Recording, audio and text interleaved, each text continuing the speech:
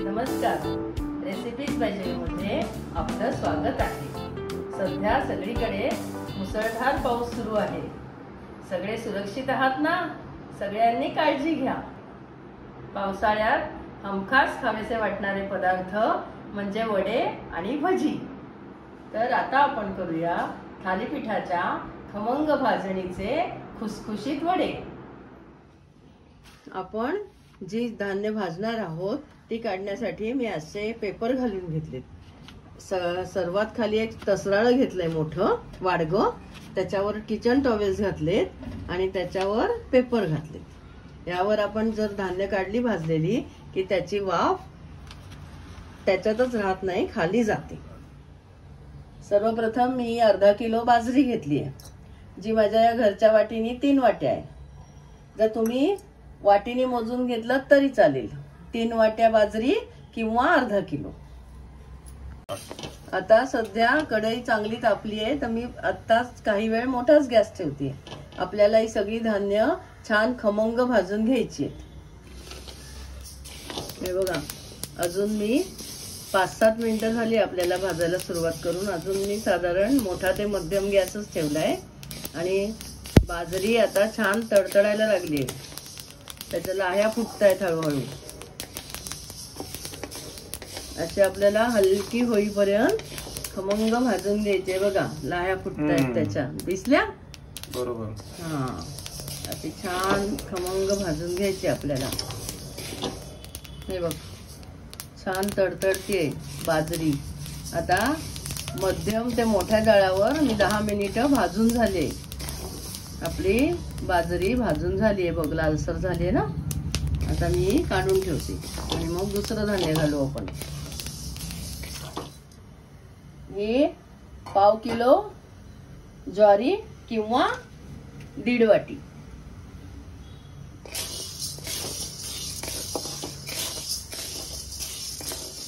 दही पण आपण चांगली चटचटेपर्यंत छान भाजून घ्यायची। कुठलंही धान्य भाजताना आपल्याला सतत ढवळायचंय। मंद गॅसवर ठेवून दुसरी कामं आपल्याला करता येत नाही, म्हणजे सलग व्यवस्थित भाजली जातात। सध्या ज्वारी खालचाही गॅस मी मोठाच ठेवलाय।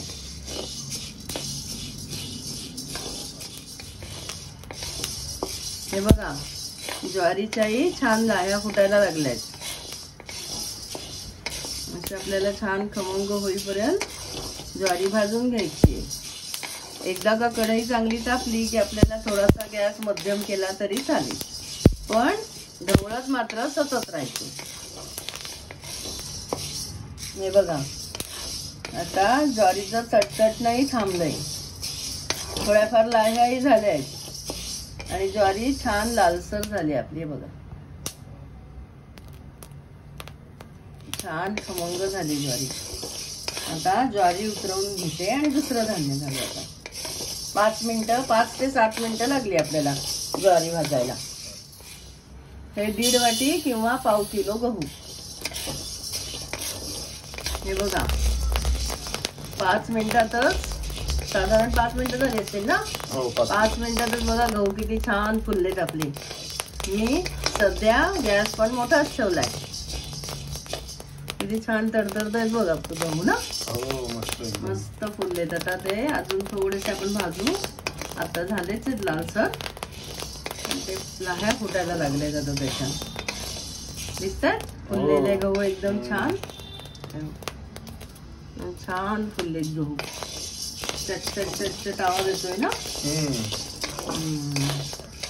आपले गहू छान भाजून झाले आणि चटचटायचे पण कमी झाले बघ आता, आहे ना। आता गहू मी उतरवून ठेवते। 1.5 वाटी चणा डाळ किंवा पाव किलो चणा डाळ।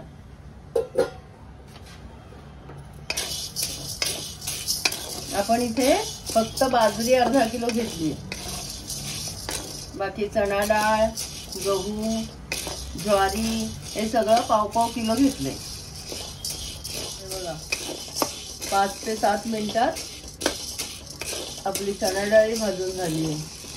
त्याच्यासाठी मी गॅस साधारण मध्यम ते बारीकच ठेवलेला, कारण आपली कढई खूप तापली होती ना, म्हणून. मी आता डाळ उतरवून ठेवते. आपण तांदूळ घालूया. तांदूळही 1.5 वाटी किंवा पाव किलो. हे तांदूळ तुम्ही नुसते कोरड्या फडक्याने पुसून घेतले तरी चालतं. ते तांदूळ तुम्ही धुवून घेतलेच पाहिजेत असं काही नाही. जे काही धान्य घेतलंय आपण भाजायला ते तुम्हाला वाटत असेल तर ओल्या फडक्याने पुसून घ्या किंवा नुसतं कोरड्या कपड्याने पुसून घेतले तरी चालते. हे बघ, आपण भाजायला घेतल्यापासून साधारण 4 ते 5 मिनिटं झाली आहेत. आतापर्यंत गॅस मध्यम ते बारीकच होता. आता मी मध्येच मोठा करते, मध्येच मध्यम, असं करत आपल्याला अजून हे तांदूळ लालसर करून घ्यायचे. हे बघ, आपले तांदूळ पण छान लालसर झालेत बघ. चांगले छान खमंग भाजले गेलेत. साधारणपणे कधी मध्यम गॅस, कधी बारीक, कधी मोठा, असं करत 6 ते 7 मिनिटात आपले तांदूळही छान खमंग भाजून झालेत. आता मी हे उतरवून ठेवते. आता हे अर्धा पाव म्हणजे 125 ग्रॅम किंवा पाऊण वाटी अख्खे उडीद.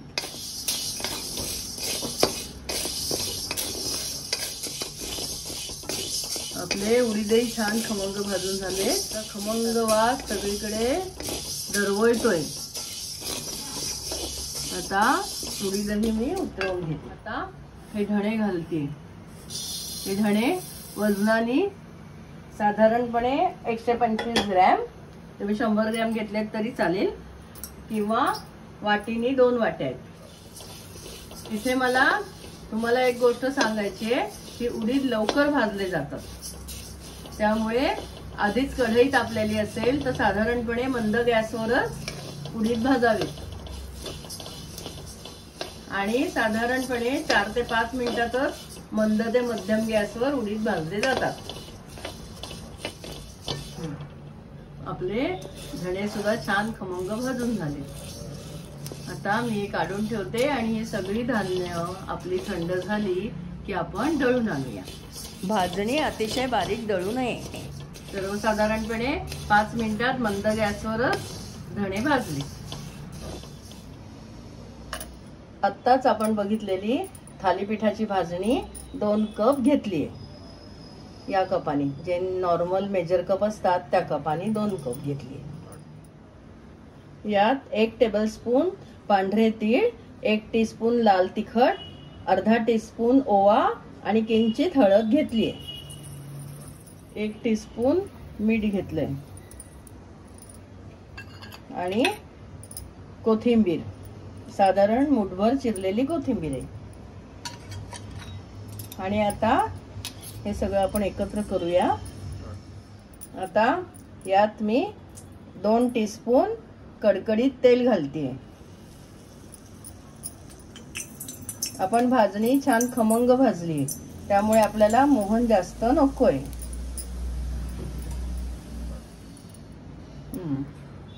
आता आपण हे तेल अलगद मिक्स करून घेऊया या पिठात. आता हे मिश्रण आपण साधारण गरम पाण्याने भिजवून घेऊया. इथे मी सध्या 1 कप गरम पाणी घेतलंय. फार उकळतं पाणी आपल्याला नकोय. आपण ज्या कपाने पीठ घेतलंय त्याच कपाने 1.5 कप गरम पाणी लागलंय आपल्याला. गरम पाणी इतपत घ्यावं की आपल्या हाताला सहन झालं पाहिजे.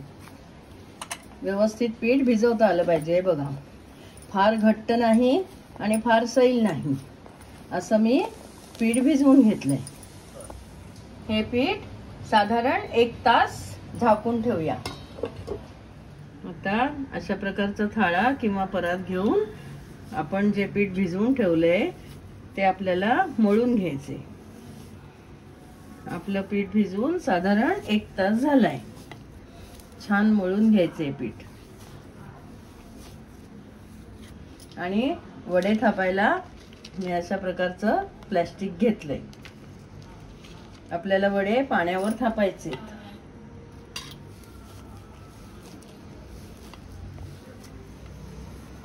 पीठ आता मळून झालंय. आता आपण याचा वडा कसा होतोय ते बघूया. नाहीतर जरूर लागल्यास अजून थोडं पीठ मळून घेऊया. असा सुरुवातीला मी छोटासा गोळा घेतलाय. आपल्याला बेताचेच वडे करायचे. आणि इथे वाटीत पाणी घेऊन ठेवलंय. पाण्याचा हात लावून लावून पिशवीलाही पाणी लावायचंय आणि वड्यांनाही. असे गोल छान थापायचे वडे. फार जाड नाही आणि फार पातळही नाही. आपण तळून बघूया कितपत जाड तळायला हवंय. कसे होत आहेत वडे त्याप्रमाणे पुढचा वडा आपल्याला ठरवता येतो.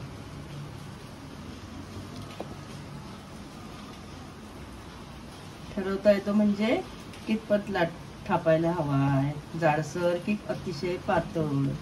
फार जाड थापू नये. असे वडे आणि इथे मध्ये एक भोग पडायचं. आणि आपण तेल तापत ठेवलंय. तेल तापलंय. आता मी तेलात वडा सोडते. हे बघा इतपत जाडसर मी ते थापते. अतिशय पातळ नाही आणि अतिशय जाड नाही. पण आपले वडे छान फुगतायत. आता तुमची भाजणी तुम्ही किती भाजता, कितपत खमंग भाजली जाते त्याप्रमाणे भाजणीच्या वड्यांना मोहन लागतं. जर चुकून आपल्याकडून कमी भाजली गेली तर मोहन थोडे जास्त घालावं. आणि व्यवस्थित भाजली गेली तर आता मी सांगितलं तेवढं मोहन पुष्कळ होतं. आपलं तळणीचं तेल तापलेलं आहे. मी त्यात वडा घालते. काही वडे आपण भोकाचे करू, काही वडे बिना भोकाचे करू.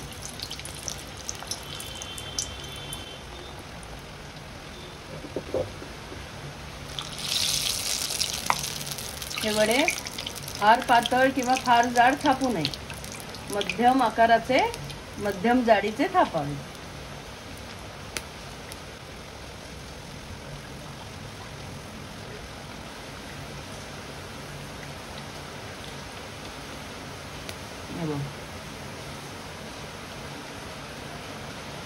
छान बाजूबाजूनी वडे फुगतात.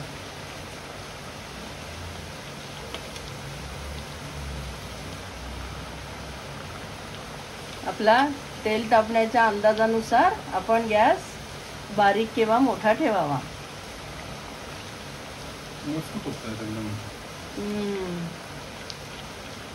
तर हे भोकाचे वडे, भोग आपण पाडले ना त्याला. काही ठिकाणी या वड्यांना भोग पाडलं जातं आणि काही ठिकाणी बिना भोकाचे करतात. हे बघ मस्त छान फुगलंय ना. असे वडे सगळे फुगले पाहिजेत. आणि प्लेन वडा केला तर तो फुगतोच छान. अजून एक आपण भोकाचा वडा थापू. मग मी प्लेन वडे थापते.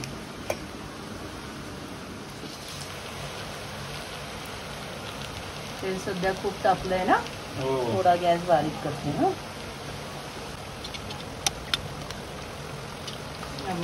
दिसतोय तळणीत कसं छान फुगताना दिसतोय बघ वडा.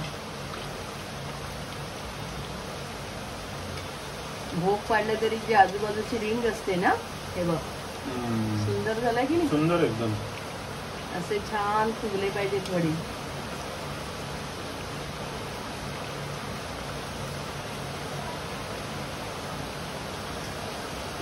मस्त सॉलिड एकदम जबरदस्त. सुंदर वडे फुगले की खायलाही छान वाटतात. आता मी प्लेन वडे थापून बघते. हा प्लेन वडा आता वडा घालताना मी ते गॅस मोठा केला. जर आपल्याला असं वाटलं की तेल फार तापलंय तर आपण परत मंद गॅस करूया.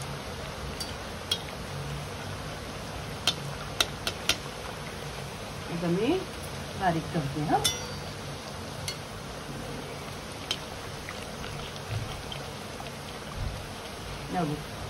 बघितलं दिसतोय एकदम छान पूर्ण फुगला ना वडा. हो.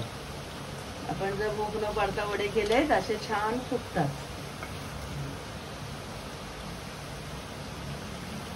आणि भोग पाडूनही बाजूबाजूनी फुगतातच ते.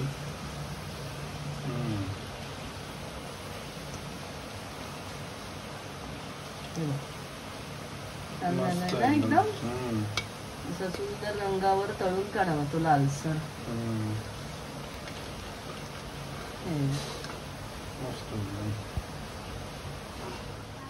एकदम टम्म फुगलंय ना. हा वडा बघ किती सहज तुटतोय बघ.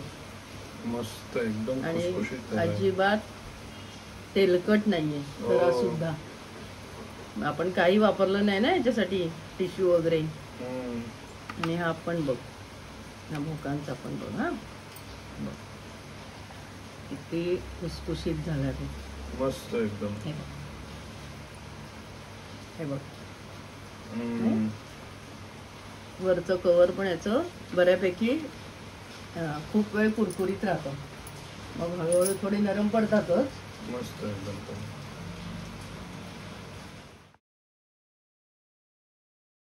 सगळ्यांनी या पद्धतीने वडे नक्की करून बघा आणि अभिप्राय कळवा. लोणच्याच्या कैऱ्या अजून मिळतात बरं का. चला तर मग आपण बघूया आगळं वेगळं लेकूरवाळं लोणचं. या लोणच्याची रेसिपी काही वर्षांपूर्वी माझ्या वाचनात आली आणि ते करून बघण्याची उत्सुकता खूप वाटली. त्यामुळे मी ते ताबडतोब करून बघितलं आणि आमच्या घरच्यांना सर्वांनाच ते खूप आवडलं. तुम्हालाही नक्की आवडेल. चला तर मग बघूया लेकूरवाळं लोणचं. आपल्याला या रेसिपीसाठी साधारणपणे 1 किलो तेल लागणार आहे. त्यातलंच तेल थोडंसं घेऊन मी 2 चमचे मेथी दाणे तळून घेते तेलात.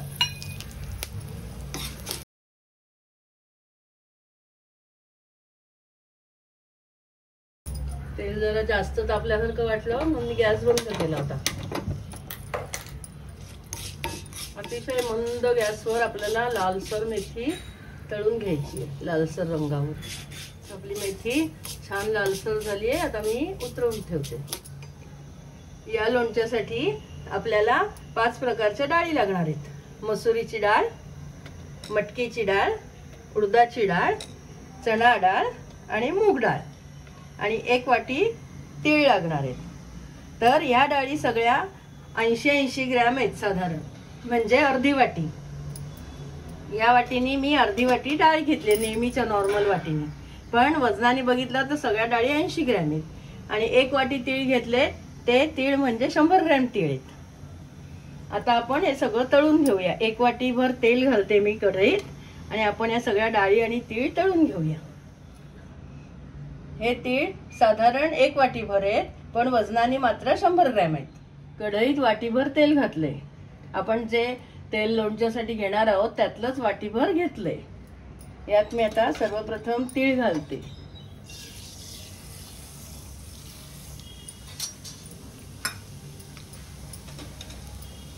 चणा डाळ,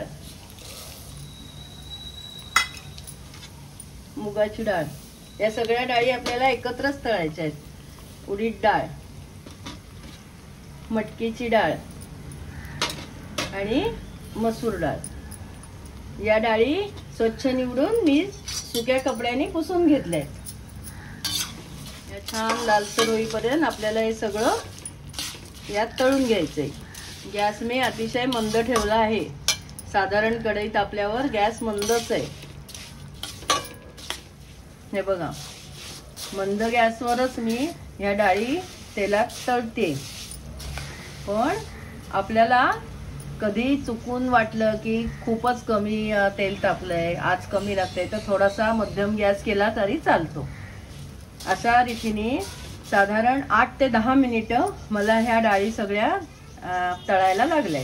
आणि हे बघा, आपण मुळात घातल्या होत्या डाळी तेव्हा कसं वाटत होतं की तेल खूप कमी पडेल. पण जशा जशा डाळी भाजत येतात तसं तसं त्याला तेल सुटतं आणि त्या हलक्या होतात. तर आता आपली डाळ तळून झाली. आता मी गॅस बंद करते.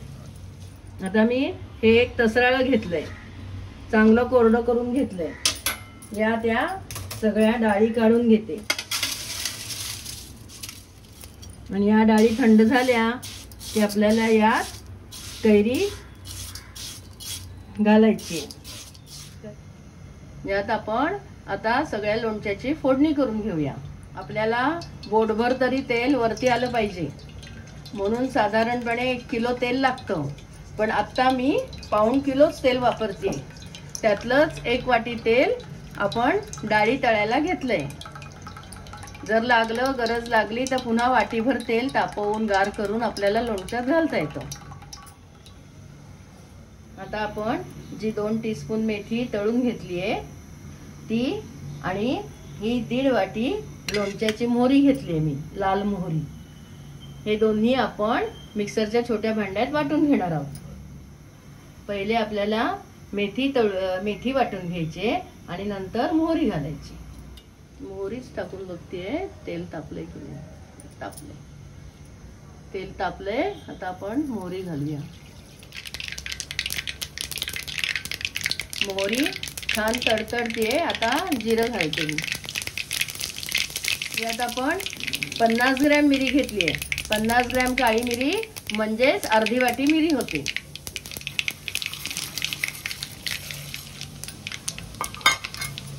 आणि अर्धी वाटीच बडीशेप घेतली आहे, ती सुद्धा 50 ग्रॅम आहे. गॅस बंद केलाय.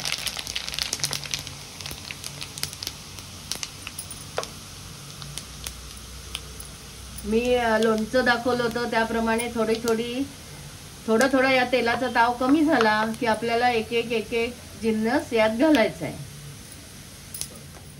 आता मी यात 2 टीस्पून हिंग घालते.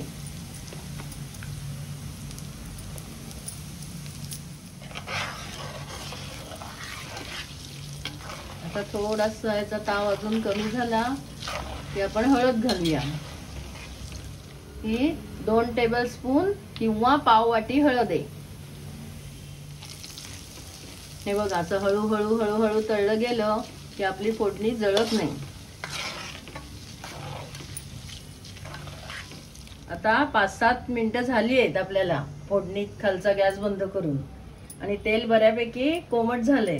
तर आता मी हे लाल तिखट घालते. हे तिखट अर्धी वाटी आहे.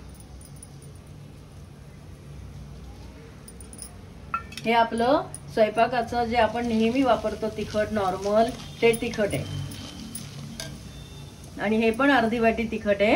हे बेडगी मिरचीचं तिखट आहे. हे मी खास लोणच्यासाठी म्हणून घालते.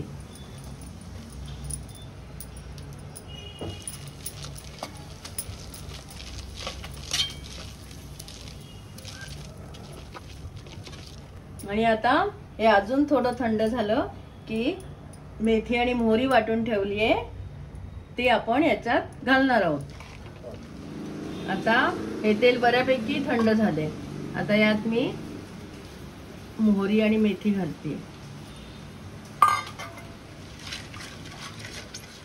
तुम्हाला इथे मोहरी ऐवजी मोहरीची डाळ वापरायची असेल तरीही चालेल.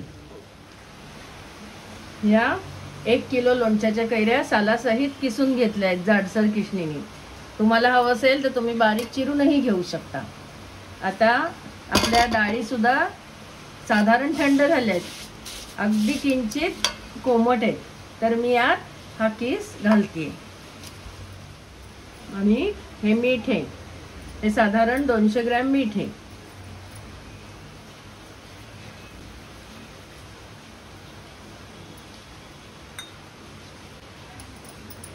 आणि ही पाव किलो साखर आहे किंवा 1.5 वाटी साखर आहे. आणि मीठ सुद्धा वाटीने मोजलं तर साधारण 1 वाटी मीठ आहे.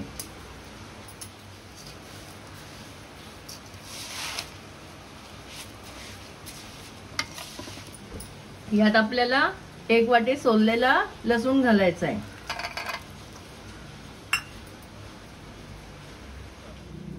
आपली फोडणी थंड झाली आहे. आता ही फोडणी मी या कैरीच्या मिश्रणात घालते.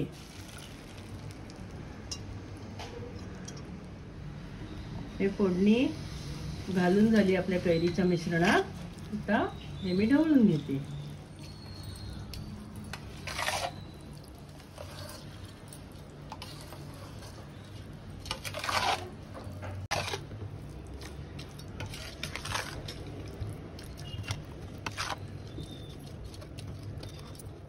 आपलं लेकूर वाळं लोणचं तयार आहे।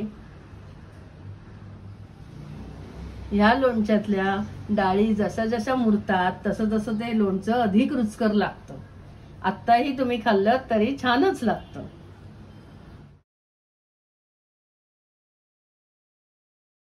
आपल्या चॅनलवर आतापर्यंत आपण बरेच गोड पदार्थ बघितले। आता वर्षपूर्तीचा कार्यक्रम म्हटल्यावर तर गोड हवंच ना। चला तर मग आज आपण करणार आहोत सगळ्यांच्या घरोघरी होणारा सगळ्यांचा आवडता गोड शिरा। सध्या मी इथे पाऊण वाटी साजूक तूप घेऊन ठेवलंय, लागेल तसं आपण वापरणार आहोत। आता मी पाव वाटीपेक्षा जास्त तूप घालते।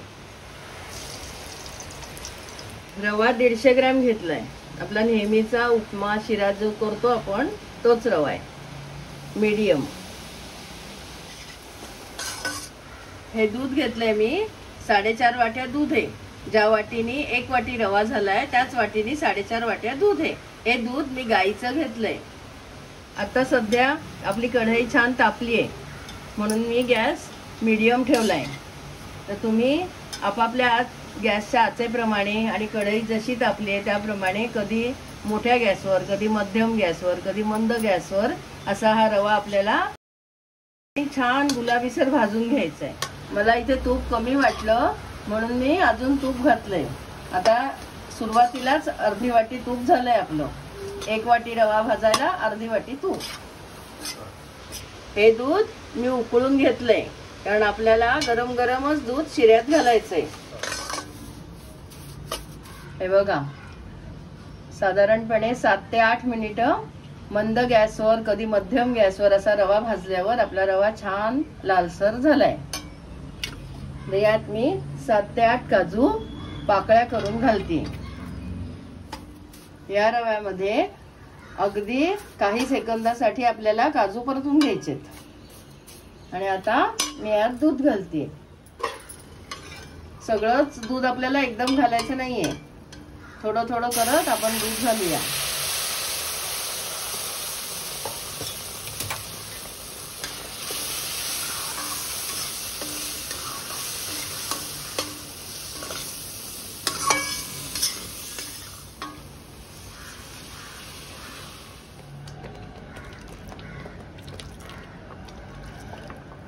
आपण सगळं दूध घालून झालंय। आता आपण या शिऱ्यावर झाकण ठेवूया।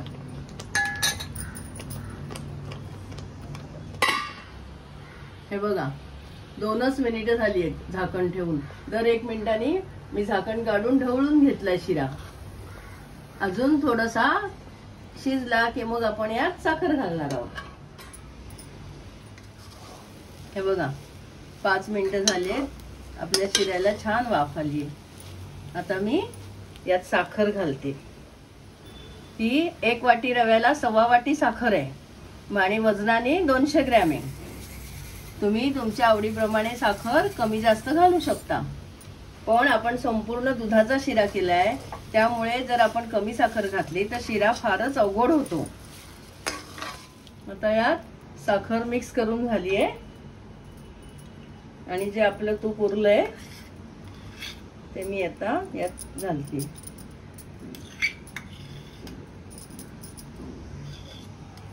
आणि ही वेलची पावडर घालते। 1 टीस्पून वेलची पावडर आहे, साधारण 7 ते 8 वेलदोड्यांची पूड आहे। आता आपण हा शिरा छान ढवळूया आणि परत वाफेवर ठेवूया। साधारणपणे आपण साखर वेलची पूड घातल्यावर मी जे तूप सोडलं होतं ना आपण शिऱ्यावर शेवटी, हे बघा 3 ते 4 मिनिटं वाफ दिल्यावर असं तूप सुटायला लागलंय शिऱ्यातलं। आपला शिरा झालाय छान। काही जणांना जास्त मोकळा आवडत असेल शिरा तर थोडं अर्धी वाटी दूध कमी घातलं तरी चालेल, आपापल्या आवडीप्रमाणे करावा। आता आपण शिरा प्लेटमध्ये काढून घेऊया। आपला शिरा तयार आहे। मी इथे सजावटीला थोडेसे बेदाणे वापरलेत आणि हे काजू तर आपण शिऱ्यात घातलेच आहेत। कोणाला हवे असतील तर बदामही वापरू शकता। हा शिरा मी संपूर्ण दुधाचा केलाय तुम्हाला हवं असेल तर तुम्ही अर्ध दूध अर्ध पाणी घालू शकता किंवा संपूर्ण पाणी घालूनही शिरा छान होतो. फक्त जेव्हा आपण पूर्ण पाण्याचा शिरा करतो तेव्हा त्यात थोडंसं मीठ घालावं, म्हणजे शिरा छान लागतो. अक्षय, जरा शिरा खाऊन बघ रे. हे घे. एकदम अप्रतिम झालाय. हो ना, जसा त्याचा घमघमाट सुटला होता ना रवा भाजताना. तुम्हा सगळ्यांचे खूप खूप आभार. तुम्ही दिलेल्या मनपूर्वक प्रतिसादामुळे आपल्या चॅनलला पाहता पाहता 1 वर्ष झालं. यापुढेही तुम्ही मला असाच प्रतिसाद देत राहाल अशी मला खात्री आहे. तर आता यापुढे नेहमीच नक्की करून बघा, अभिप्राय कळवा आणि चॅनल सबस्क्राईब करायला